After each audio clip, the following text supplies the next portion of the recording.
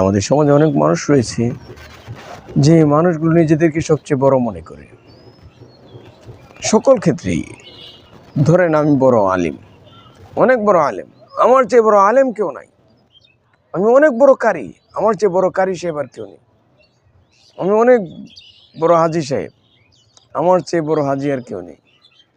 আমি অনেক বেশি জিকির করতে পারি, আমার চেয়ে বেশি জিকির আর কেউ করে না। এই যে আমি আমাকে সবচেয়ে বড় মনে করা, এটা সবচেয়ে বড় ক্ষতির কারণ। যে যত বেশি নিজেকে বড় মনে করবে সে তত বেশি হেরে যাবে। আপনি জানেন না এটা কত বড় ভয়াবহ রকমের অন্যায়, ভয়াবহ রকমের পাপ। নিজেকে বড় মনে করা, অহংকার চলে আসবে। অহংকার আপনার সব আমলকে ধূলিসাৎ করে ফেলবে। শয়তান কি পরিমাণ আনুগত্যশীল ছিলেন, কিন্তু যখন নিজের ভিতরে অহংকার জমা হয়ে গেল তখন তার যত অনেক আমল রয়েছে, যত আনুগত্য রয়েছে, সকল কিছু বরবাদ হয়ে গেল। এই জন্য কোনোভাবে এটা বলা যায় না আমরা যে পরিমাণ ভাব ধরি এগুলো উচিত নয়। অনেক মানুষ আপনি দেখবেন, অনেক মানুষ দেখবেন যে হাতে তসবিহ রেখেছে, কাঁধে জায়নামাজ রেখেছে, মাথায় পাগড়ি, পরনে জুব্বা পাঞ্জাবি, কিন্তু এটা যদি আল্লাহ তাআলার জন্য হয় এখানে আমাদের কোনো কথা নেই। কিন্তু যদি আপনি নিজেকে বড় মনে করে প্রকাশ করার জন্য এগুলো করেন, ভাব দেখান, এটা কিন্তু হবে না। লোক দেখানো কোনো কাজ আল্লাহ তাআলা পছন্দ করবেন না। আমাদের সমাজে কিছু কিছু মানুষ রয়েছে যারা হাতে তসবিহ রাখে, গল্প করতে আবার তসবির দানাও টানতেছে। গল্প করতেছে আবার তসবির দানাগুলোও টানতেছে। তাহলে চিন্তা করেন এটা কেমন হলো বলেন তো? গল্প করতেছে আবার তসবির দানাগুলো ঠিকই টানতেছে, এটা কেমন হলো না বলেন তো? বারবার সে হজে যাচ্ছে, প্রত্যেক বছর বছর সে হজে যা, কিন্তু হজের যে একটা গ্রহণযোগ্যতা, হজের মাধ্যমে যে আপনার ভিতরে একটা নমনীয়তা, বিনয়ী হওয়া, এটা কিন্তু আপনার ভিতরে তৈরি হচ্ছে না। কিন্তু আপনার নামের আগে কোনো সময় যদি আলহাজ না লেখে, আলহাজ কবিরুল ইসলাম, আলহাজ কবিরুল ইসলাম, তাহলে আলহাজ না লেখার কারণে আপনি অনেক সময় এই যে কোনো লোকদের প্রতি কিন্তু খুব মনক্ষুণ্ণ আপনি হন। তাহলে এটা আপনি কার জন্য হজ করেছেন? আপনি কি আলহাজ টাইটেলটা লাগানোর জন্য? আপনার নামের আগে যদি মুফতি সাহেব না লেখে, কোনো একটা ওয়াজ মাহফিলে পোস্টারে মুফতি সাহেব না লিখলে এই পোস্টার চলবে না, ক্যান্সেল করো, আমার এই টাইটেলগুলো বলতে হবে, নাহলে হবে না। চিন্তা করেন তাহলে আমি কার জন্য করছি? আপনি জানবেন যে জাহান্নাম উদ্বোধন হবে 3 শ্রেণীর লোকদেরকে দিয়ে। এই 3টা শ্রেণীর লোক যাদের প্রত্যেকেই নিজেদেরকে নেক আমল হিসেবে দাবি করবে। তাহলে চিন্তা করেন যে তারা নেক আমল হিসেবে তাদের আমলগুলো দাবি করবে, কিন্তু আল্লাহ তাআলা এগুলো গ্রহণ করবেন না। এর মাঝে একজন আলেম সাহেব হবেন, আমরা সকলেই জানি, কোরআনে কারিমের কারি সাহেব হবেন। আরেকজন আল্লাহ তাআলার পথে মুজাহিদ শহীদ হবেন।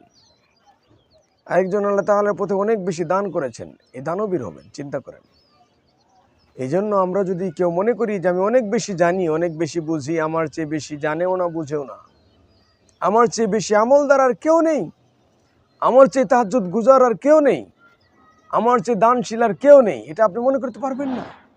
তাহলে আপনার সব আমল বরবাদ হয়ে যাবে। আপনি যদি মনে করেন যে আপনি ইসলামকে সবচেয়ে বেশি মানতেছেন, নো, এটার অহংকারের কিচ্ছু নেই। যে যত বেশি নেক আমল করে সে তত বেশি আল্লাহ তাআলাকে ভয় করে থাকে, যে আল্লাহ তাআলা আমার আমলগুলো কবুল করছেন কিনা। যে যত বেশি জেনে যা সে তত বেশি জ্ঞানী, বিনয়ী হয়ে যা। একটা গাছে দেখেন না, যত বেশি ফল ধরে গাছটা তত বেশি নুয়ে পড়ে। তাহলে মানুষ কেন হতে পারছি না বলেন তো?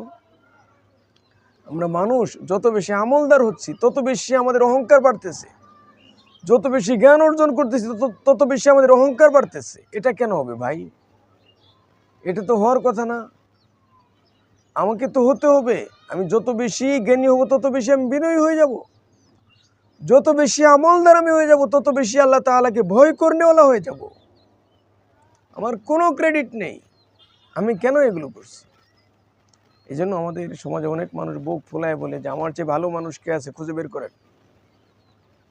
দেখেন তো আমি যতটা মাথা থেকে পা পর্যন্ত আপাদমস্তক নবীজির সুন্নতে ভরা, আমার চেয়ে কে এত বেশি সুন্নত মানে? আমরা যত বেশি পরিমাণে আমল করি, আমাদের চেয়ে এত বেশি আমল আর কে করেছে? আমরা যত বেশি আমল করি, আমাদের চেয়ে আগেকার লোকেরা তারা আমাদের মতো এত বেশি আমল করতে পারবে কিনা, পেরেছে কিনা? আমরা যতবার কোরআন শরীফ খতম করেছি, আগেকার যুগের মানুষেরা এতবার কোরআন শরীফ খতম করতে পেরেছে কিনা? এগুলো অন্যায়, উচিত নয় এই কথাগুলো বলা। আপনি কম্পেয়ার করতে পারবেন না, তুলনা করতে পারবেন না। আপনাকে ভয় পেতে হবে যে আমার একটা আমলও যদি আল্লাহ তাআলা কবুল না করেন কেমন হবে। এই ভয় আর আশা, এই দুটার মাঝেই তো ঈমান রয়েছে। বলেন, আশাও করতে হবে যে আল্লাহ তাআলা আমার আমলগুলো কবুল করছেন, নিশ্চয়ই কবুল করছেন।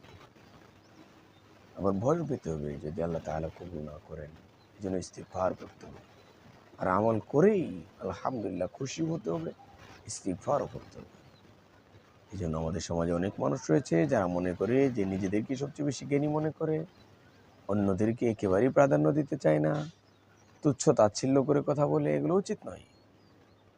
অনেকেই বলতে চায় যে আমি যে একটা ইউনিভার্সিটিতে পড়ি, আমি যেই পরিবেশে আছি, এই পরিবেশে থেকে আমি কত পরহেজগারিতা অবলম্বন করছি। প্রিয় ভাই, এটা বলার জিনিস নয় তো, এটা তো মানার জিনিস। আল্লাহ তাআলাকে আপনি বলবেন, আর কাউকে নয়। আল্লাহ তাআলাকে বলেন যে আল্লাহ, আমি আমলটা করেছি, আল্লাহ তাআলা আপনি খুশি হয়ে আমাকে আরও বেশি এমন আমল করার তৌফিক দান করেন। আল্লাহ তাআলা আমি আমলটা করেছি, আল্লাহ তাআলা আমার ত্রুটিগুলো মার্জনা করে কবুল করে নেন। আর আপনাকে অপরের জন্য দোয়া করতে হবে। হ্যাঁ, আপনি নিজে নেক আমল করেছেন, আরেকজনের জন্য দোয়া করেন যে আল্লাহ তাআলা তাদেরকেও এত সুন্দর আমল করার তৌফিক দান করেন। বরং আমরা আরও মানুষদেরকে নিরুৎসাহিত করি, আরে আরে মিয়া, তোমার একটা নামাজ হয় নাকি মিয়া? তোমার কোনো কোরআন তেলাওয়াত আল্লাহ কবুল করবে মিয়া? তোমার হজ আল্লাহ তাআলা কবুল করবে? তোমার দান সদকা কবুল করবে? তোমার কিচ্ছু কবুল করবে না, তুমি মিয়া কাফের হয়ে গেছো। নাউযুবিল্লাহ। এগুলো বলা যায় না। আপনার যদি কোনো মুমিন মুসলমানের আমলকে আপনার চোখে খারাপ লাগে, তার সাথে আপনি সরাসরি কথা বলেন, আল্লাহ তাআলার কাছে তার জন্য দোয়া করেন যেন আল্লাহ তাআলা তার আমলগুলো সুন্দর করে দেয়। এগুলো ইসলামের শিক্ষা, ইসলামের সৌন্দর্য তো এটাই।